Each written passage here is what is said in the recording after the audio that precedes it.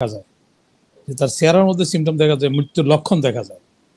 তো আমরা এখন যে ইলেকশন করবে বলতেছে তারা, তাদের জায়গা থেকে তারা এটা বলতেই হবে, কিন্তু ইলেকশন করতে গেলে যে কতগুলি তাদের প্রস্তুতি, সেইগুলির মধ্যে কোনো কিছু নাই। সরকার ইলেকশন কমিশনের সাথে কোনো পরামর্শ না কইরা একটা ইলেকশন করাই তো কঠিন, সেখানে আবার রেফারেন্ডাম দিয়ে দিয়েছে। তো রেফারেন্ডাম দিলে এখনো তাদের কোনো ব্যালট পেপার ছাপা হয় না, ব্যালট বাক্স দরকার ইয়ে করা ঠিকও করা হয় না। এগুলি প্রকিউরমেন্ট করতে গেলে এগুলি একটা প্রসেস পদ্ধতি আছে, টেন্ডার করতে হবে, লোক আনতে হবে, তৈরি করতে সময় সাপেক্ষ। তো সরকার ইলেকশন কমিশনের সাথে কোনো আলাপ না করে এখানে একটা মানে বোঝার উপরে শাকের আঠি, যেখানে এই পরিস্থিতি টালমাটাল পরিস্থিতির মধ্যে যেখানে আমাদের অস্ত্র লুট হয়েছে, এসএসএফ এর অস্ত্র লুট হয়েছে, তারপরে শেখ হাসিনা বা ইন্ডিয়া চাবে না যে ইউনুস গভর্নমেন্ট সাকসেসফুল, তাহলে তারা এখানে যে আমাদের এখানে যেগুলি থানা লুট হয়েছে, অস্ত্র লুট হয়েছে, আমাদের জায়গায় লজিস্টিক সাপোর্ট সব ঠিক থাকার পরেও তো পুলিশ আশানুরূপ পারফরমেন্স করতে পারে অন্য ডিরেকশনে আমরা যা দেখছি। এইবারে অ্যাবনর্মাল অনেকগুলি গাড়ি ঘোড়া নাই তাদের, তারা তারপরে তাদের অস্ত্র চলে গেছে, এগুলি তো জানতে পারে না, এখন এই 15 মাসের তাকে উদ্ধার করতে পারে না। তো সরকারের কি ছিল, সরকারের প্রথম টার্গেট ছিল কি কি বাধা আসতে পারে। আমি যখন একটা কাজ করব প্রথমে আমার চিন্তা করে নিতে হবে যে আমার কি কি বাধা আসতে পারে, বাধা অতিক্রম করার জন্য আমার কি করণীয়, সেখানে আমার নিজের মধ্যে থেকে একটা প্রস্তুতি থাকতে হবে। যে যখন এই ক্রাইসিসগুলো আসছে, আমি প্রথমে বলে আসছি যে এই গভর্নমেন্ট যে তারা আসছে, এই গভর্নমেন্ট তারা পারফরমেন্স করতে পারবে না, তারা ব্যর্থ হবে, আমি প্রথম দিনই বলছি এটা, কারণ এদের কোনো প্রিপারেশন নাই। আর ওই যে যেগুলি ফেল করছে, আমরা জিপিএ 5 আর লোকের থেকে আমরা সাজেশন নিই, ফেল করা লোকের থেকে সাজেশন নেই। এখন এখানে মন্ত্রী পরিষদে আছে, তাদের চুরির দায়ে চাকরি চলে গেছে, এরকম লোক এখানে মন্ত্রী আছে। তো একটা লোক মন্ত্রী নিয়োগ করার আগে, অ্যাডভাইজার নিয়োগ করে, তার ব্যাকগ্রাউন্ডটা কি, তার পারফরমেন্স কি, আগে সততা কি আছে। এখন বিড়ালের কাছে ছুটকি পাকা দিলে তো হবে না। এই যে আমি একটা উদাহরণ হিসেবে বলতে চাই, এটা জিনিস আরো ক্লিয়ার হবে জনগণের কাছে। পোর্টের একজন দুর্নীতিবাজকে চেয়ারম্যান করছে, সেটা সিভিক মিনিস্টার নিজে পার্সু করে ওটা অ্যাপয়েন্টমেন্ট করে নিছে, তার জানা, কারণ ওখানে তার আত্মীয় স্বজন ওখানে ব্যবসা করতেছে, সেই জন্য দুর্নীতিবাজকে সে ওখানে চেয়ারম্যান আনছে। চেয়ারম্যানের আপনার দুদক একটা স্বাধীন প্রতিষ্ঠান, দুদকে সুনির্দিষ্ট অভিযোগ প্রমাণাদি নিচ্ছে। আমি মিডিয়ায় বলতেছি, আমার কাছে তথ্য না থাকলে আমি কিন্তু বলতাম না এটা। সেখানে দুদককে 10-15 বার শকর সাহেব ফোন করছে। একটা স্বাধীন প্রতিষ্ঠানের একজন চেয়ারম্যানের জন্য কেন করবে, কারণ চেয়ারম্যানের ওখানে আবার আত্মীয় স্বজন ব্যবসা করতেছে, ওই দুর্নীতিবাজকে রাখতে বলে দুর্নীতিবাজ ব্ল্যাকমেল করা যায়, যা বলবে তাই করবে। সেই জন্য ওরা বাইসে নেই ওইগুলি। আমরা রাষ্ট্রপতি নিয়োগ করার সময় আমরা দেখি ঘাটের মরাদের নিয়ে আসি, ব্যক্তিত্ব সম্পন্ন লোককে আমরা রাষ্ট্রপতি আনি, এটা সকল গভর্নমেন্টের আমলে করছে, মার্শাল্লাহ গভর্নমেন্ট বাদ দিলে।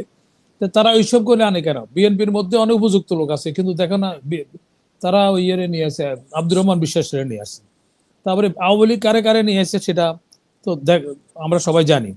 সর্বশেষে ওনাকে নিয়ে আসছে আমাদের এই যে বর্তমান প্রেসিডেন্ট উনি উনি মাইগ্রেট করছে এখানে, এখানে কিন্তু ওনারা এখানে সেটেলার, ওনাকে এখানে আসছে যেহেতু মনসুর আলীর ওনার ফাদার ছিল মনসুর আলীর ক্যামেরাম্যান, তো ওনাকে এখানে নিয়ে আসছে।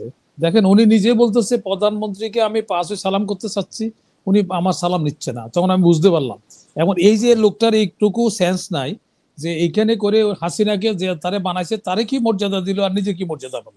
সে কদম বসি মার কাছে এই কথা বলতেছে। দেখেন কোন অনেকগুলি কথা হয়ে যাবে, অনেক ঘটনা ঘটলেও তো মানুষের নিজের আত্মমর্যাদার জন্য, উনি তো বলতেছে উনি পদত্যাগ করবেন, উনি আসলে এটা অসম্মান বোধ করছেন, অপমানিত না বোধ না না না, করছেন। উনার তো সম্মান বোধ থাকলে না অসম্মান বোধ মনে করবে, উনার সম্মান বোধ আছে, উনার সম্মান বোধ যে থাকে। উনার ছবি ছড়াচ্ছে, উনি প্রেসিডেন্ট আছে, উনি কনস্টিটিউশন প্রধান, উনি চাইলে উনি মৃত্যুদণ্ড মাফ করে দিতে পারে, উনি চাইলে সরকার বরখাস্ত করতে পারে, সেই জায়গায় উনার ছবি রক্ষা করতে পারছে না, তাহলে এই দেশের সার্বভৌমত্ব মর্যাদা কি করে উনি রক্ষা করবে। ওনার যদি আমি থাকতাম প্রথমে যারা ছবি ইয়ে করছে তাদেরকে শোকজ কইরা তাদের আইনের আওতা আনতে অ্যারেস্ট করতাম, সরকারকে বরখাস্ত করে দিতাম, কারণ যেহেতু সে ওখানে শেয়ার আছে কনস্টিটিউশনাল পদ, সে তো ব্যক্তি সপু মিয়া না, এটা তো কনস্টিটিউশনাল হেড, একটা প্রতিষ্ঠান তো সে, তো তার আত্মমর্যাদা থাকলে তো ওই দিনই তো ছবি নামাছে, সেদিন তার পদত্যাগ করা উচিত ছিল, অথবা তাদেরকে বরখাস্ত করা উচিত ছিল।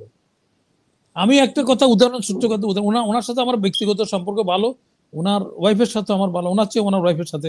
আমাকে একজন একটা পত্রিকার মালিক ওই যে উদ্বোধনী করবে দাওয়াত দিছে আমাকে, তো দাওয়াত দেওয়ার পরে উনি আমার জন্য পুলিশ প্রোটোকলের মতো ওইরকম, সে একটা প্রাইভেট লোক, একটা পত্রিকার সম্পাদক, তো দেখি আমি যখন নিচে নামলাম আমার বাসার থেকে, গাড়ি আমি না যাব, আমি যাই কিনা সেই জন্য সে সম্পাদক আমার তার গাড়ি পাঠাইছে। গাড়িতে দেখি কি পুলিশের যে রাস্তা ক্লিয়ার করে বিআইপি তো ওরকম দুটো স্টিক লাইট, গাড়ির মধ্যে পতাকা।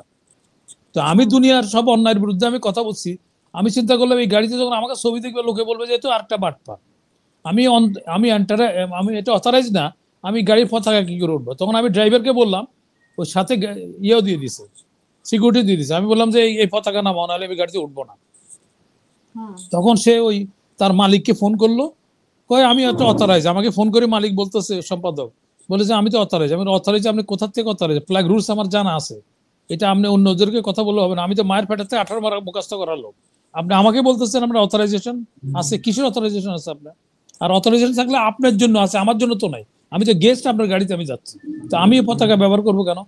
আমি ওই সাথের লোকের বললাম যে ওই যে পুলিশের যে লাইট শো স্টিকের মতো থাকে না, ওই দুইটা আছে, বাঁশি বাজাইতে বাজাইতে ভিআইপি বাজাইতে বাজাইতে নিবে। আমি খবরদার এগুলো বাজাইতে পারবো না, আমি এখানে গাড়িতে আছি। তারপর ওখানে আমারও ওই লোক বললো যে আপনি আসেন, আমি কাগজ দেখাবো। আমি এই কথা কেন বলছি, আমি আরো এই যে আমাদের যেসব পদে যাচ্ছে তাদের মর্যাদার হিসাবে কথাটা বলতে আসছি। তারপর ওখানে গেছি, আমি যাইয়া প্রথম বললাম যে তুমি আমার কাগজ দেখাও, যে তোমার যে এই যে তুমি যে এন্টাইটেল পতাকা লাগায় রাখছো গাড়িতে, ভিআইপি হর্ন লাগায় রাখছো, তুমি যে অথরাইজেশন আছে, আমার কাগজ দেখাও। পরে সে আমার একটা কাগজ বাইর করে দিল, সে জাতিসংঘ মানবাধিকার করে, সেই জন্য সে একটা দরখাস্ত করছে হোম মিনিস্ট্রিতে। তো ওইটাই তার, সে মনে করতেছে এইটাই তার অনুমোদন। তা আমি বললাম যে আমি পিস্তলের লাইসেন্স করি, অনুমোদন না চাই কি আমি পিস্তল নিয়ে ঘুরতে পারবো? তুমি আমার এগুলো, তখন বেকায়দা আরো লোকজন আসছিল তো, তার পত্রিকা প্রতিষ্ঠা বার্ষিকী। তো এখন আমাকে নর্মাল করার জন্য আমাকে বলে কি, আসেন আসেন আপনাকে একজন ভিআইপি রে দেখাচ্ছি, আপনি আসেন। তো তার অফিসের পাশে একটা রুম আছে, রুমটা কিন্তু বোঝা যাচ্ছে না, কাঠ দিয়ে করানো আছে এমন ভাবে যে এটা ওখানে রুম আছে কিনা তাও বোঝা যাচ্ছে না, কারণ কাঠটা ওইভাবে করা, ডেকোরেশন করা। ওইটা ছোট্ট একটা চাবি আছে, ওটা সরাই দিলে দরজা দিয়ে আরেকটা রুম, ওইটা বোঝা যায় না, কোনো লোক বুঝতে পারবে না যে তার রুমের ভিতরে আরেকটা রুম আছে এরকম। তো আমার বলে আসেন আপনার লোক একদম ভিআইপির লোকে পরিচয় করাবো। তো যাইয়া দেখি আমার সব মিয়া ওখানে বসে আছে ফ্লোরে, বালিশ টেলে নিয়ে।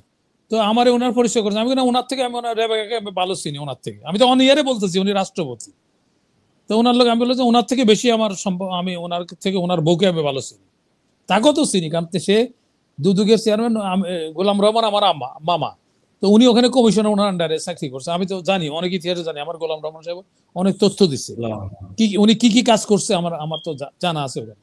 আচ্ছা, তারপরে উনি সালমান রহমান এস আলমের চাকরি করছে এখান থেকে, এটা করতে পারে না দুদকের চেয়ারম্যান, অন্য কোনো জায়গায় চাকরি করতে পারে না। তারপরে সেখানে শেখ রেহানার তদবিরে সে এস আলম তাকে রাষ্ট্রপতি করছে। আর ওই রাষ্ট্রপতিকে বাদ দেওয়ার জন্য প্রশ্ন আসছে, হাসিনা চলে গেছে, তখন আবার এস আলম ওই যে আমাদের সালাউদ্দিন ওটা প্রোটেকশন দিচ্ছে, কারণ সালাউদ্দিন ছিল ইন্ডিয়া, সেখানে তার প্রোটোকল 100 গাড়ি দিয়ে তারা চিটং নিছে। তার ওই যে তার অফিস দেখে, সালাউদ্দিনের ছেলে দেখে ওটা। তো আমি এটা, আমি মিডিয়ায় বলতেছি, তারা বলুক যে এটা অস্বীকার করুক, আমার কাছে ছবি শুদ্ধ আছে, তার অফিসে করতেছে। তো এই হলো অবস্থা। কিন্তু এখানে দেখা যাচ্ছে যে যখন প্রশ্ন আসলো এই গভর্নমেন্ট, আমরা এই গভর্নমেন্টে ভালোভাবে চলতে পারছে না কেন? চলতে পারছে না, প্রথমত তারা ছাত্রদেরকে এখানে নিয়ে আসছে। শ্রীলঙ্কা কি হয়েছে? শ্রীলঙ্কা কি এই যে আন্দোলন করে সরকার পরিবর্তন, কোনো ছাত্রকে কোনো পাওয়ার শেয়ার করছে তারা? তারপরে আমাদের এখানে আসম আব্দুর রব, সিরাজ আলম খান, সাইদ খলিফা এবং আমি নিজেও মুক্তিযোদ্ধা ছিলাম, আমরা তো ব্যাক টু দ্য ফ্যামিলি, আমার ছাত্র জীবন চলেছে, আমরা তো কোনো শেয়ার করি নাই। এই যে এখন ছাত্ররা যেরকম আন্দোলনে ছিল, এই যে কর্নেল ফেরদৌস আজিজ, উনিও তো কয়টা সেলাই পড়ছে ওনার মাথায়, আমরা দেখেছি, এরকম ওনারাও তো ছিল, আরো অনেকেই ছিল, আমাদের মতো অনলাইন ছিল। আমি সেই কথা বলি, এই যে স্বাধীনতা যুদ্ধে যারা গেছে, মারা গেছে না, কারো পা হারাইছে না, তো তাই বলে ওইটা তো তার দেশ মাতৃকা গেছে, সে স্যাক্রিফাইস করছে ওটা, তারা এর জন্য বিনিময় ছিল, আহত পরিবার ছিল, তাহলে তো সবাই অংশীদার হওয়ার কথা। আমি ওই কথাই বলতেছি আমি, যে সরকার পরিবর্তন আর মানে রাষ্ট্র পরিবর্তন করা, ছাত্র স্বাধীনতা করা এক জিনিস না। কারণ একটা জীবনে, মানুষের জীবনে কয়েকটা জেনারেশন একটা সুযোগ পায় না যে স্বাধীনতাতে অংশগ্রহণ করা। আর মানুষের প্রতি 5 বছর পরে, 3 বছর পরে সরকার পরিবর্তন হইতে পারে, প্রতিটা নাগরিকের রাষ্ট্র পরিবর্তন করার সুযোগ পাইতে পারে, কিন্তু স্বাধীনতার সুযোগ সে পাবে না। এটা জীবনে একবারে হয়, কয়েক জেনারেশনের মধ্যে একবারে হয়। তো সেখানে গুরুত্ব দিলে কি হবে? গুরুত্ব যদি দিই আমরা, তাহলে রাষ্ট্র গঠন করা, সার্বভৌমত্ব করা, পতাকা নেয়া আর সরকার পরিবর্তন করা কি এক? তো যারা আমরা যে দেশ পরিবর্তন করলাম, ভূখণ্ড দিলাম, পতাকা দিলাম জাতিকে, আমরা তো ক্ষমতা নিলাম না। আসম আব্দুর রবের মতো লোকেরা তো নিল না, সিরাজ আলম খানে নিল না, শাহজাহান সিরাজের নিল না, তাহলে এরা কয়েকজন, এরা তো একটা ফ্যাকশন, এরা কিন্তু সকল ছাত্র দলের নেতৃত্ব তারা করে না, তারা একটা ফ্যাকশন মাত্র। এবং আমাদের ইউনিস গভর্নমেন্ট বললে কি ওরা আমার অ্যাপয়েন্টিং অথরিটি, একটা জমি কিনতে গেলে তার ভায়া দলিল লাগে, তো আমার অ্যাপয়েন্টিং অথরিটি সে অথরিটি কোথায় পেলো, কোথায় হতে পারলো? দেখেন এটা করে প্রথম ছাত্রদের সর্বনাশ করে দিল, লেখাপড়া বাদ দিয়ে দিল, তারা এখন মন্ত্রী হবে, আমরা সব মন্ত্রী হব, দরকার হলে রিটায়ার করা মন্ত্রীকে টিউটর বানাবো, ওই যে একটা গান আছে না, তো আমরা মন্ত্রী হবো, সবাই আমরা মন্ত্রী হবো এখন। তো এখন ইউনুস গভর্নমেন্ট সাহেবের মতো লোকে এরকম ফোলাফান, নাবালক ফোলাফান এর দিয়া মন্ত্রিত্ব বানালো। তারপরে মন্ত্রীদের কত কাহিনী, 400 টাকা পাওয়া যায়, এয়ারপোর্টে বস্ত্র পাওয়া নিয়ে ঢুকে বাপের কি করে, তারপরে তারে আবার কি করলো 11th আওয়ার পর্যন্ত রাখলো, পোর্টফোলিওটি চেঞ্জ করলো না। তাতে তো ওনার মনোবাসনা ইয়ে তো বোঝা যায়, কারণ এটা রুটিন ওয়ার্ক, সব তত্ত্বাবধায়ক পোর্টফোলিও চেঞ্জ হয়েছে, তাহলে এত কথা উঠার পরে চেঞ্জ হইলো না। এখন তারা আবার ইলেকশন করতেছে, তাহলে এই যে গভর্নমেন্টের নিরপেক্ষতা হারাইছে তারা। তারা একটা কিংস পার্টি করছে, পুলিশ নেগোসিয়েশন করে ওদের লোক দিচ্ছে, এখানে রেলে ভাড়া করে, রেল বিনা ভাড়ায় ওদের লোক যাওয়ার ব্যবস্থা করেছে। তো ইউনুস গভর্নমেন্টের কাছে তো আমরা এটা আশা করি না উনি নিরপেক্ষ থাকবে। উনি কেন বিএনপির আসাদের অ্যাটর্নি জেনারেল বানাবে, কেন বিএনপির খালেদা জিয়ার এপিএস কে উনি কেন দুদকের চেয়ারম্যান বানাবে, এবং দুদকের চেয়ারম্যানের 32 পাতার তদন্ত রিপোর্ট আছে এখনো, ওটা খালাস হয় নাই, উনি অভিযুক্ত। তো অভিযুক্ত আর আগে উনি ওরা চেয়ারম্যান বানাইছে। আমি বলছি যে মোমিন সাহেব খারাপ লোক, মোমিন সাহেব ভালো অফিসার, কিন্তু কথা হলে যখন একটা লোকের উপরে যখন কোনো নৈতিকতার দিক দিয়ে কি আসে, আমার বিরুদ্ধে একটা অভিযোগ আছে, অভিযোগটা সেটেল ডাউন না হওয়া পর্যন্ত আমাকে ওই পদে তো দেওয়া যেতে পারে না। তো উনি তো প্রতিটা ক্ষেত্রে অযোগ্যতার প্রমাণ দিচ্ছে। তো আমাদের একটা করে এখন এই যেটা এখন যে ইলেকশনের কথা বলা হয়েছে, আমাদের ইলেকশন কিন্তু প্রবলেম, আমাদের ইলেকশন তো প্রবলেম না, প্রবলেম হলো আমাদের গ্রহণযোগ্য পার্টিসিপেটরি ইলেকশন আমাদের মানে সমস্যা। আমাদের সমস্যা ইলেকশন, কেউ বলে কি আমাদের শুধু ইলেকশন আমাদের সমস্যা, তাহলে তো হাসিনা ইলেকশন করছে, তো হাসিনা মার্কে ইলেকশন কি আমরা চাই সবাই? আমরা তো চাই যে নিরপেক্ষ একটা ইলেকশন হবে। তো নিরপেক্ষ ইলেকশন করতে গেলে এখানে পার্টিসিপেশন ইলেকশন করতে হবে, বেশি সংখ্যক লোক অংশগ্রহণ করতে হবে। এখন তাদের যদি সদিচ্ছা থাকতো এই গভর্নমেন্টের, তাহলে তারা দ্রুত বিচার আদালত করে যারা খুন খারাপি করছে, আয়না করছে, তাদের ফাঁসির ব্যবস্থা করে দিতে পারতো, দিয়া প্রতিষ্ঠানটাকে ইলেকশন করতে যাইতো। আমরা কি আবার ভাঙাভাঙি করবো? এখন একটা বড় অংশকে আমরা বাইরে রাখলে তারা কিন্তু আবার ভাঙাভাঙি করতে, আমরা সমাধানে যেতে পারছি না। আমরা কি এইসবই করতে থাকবো? তাহলে আমরা আগাবো কি করে?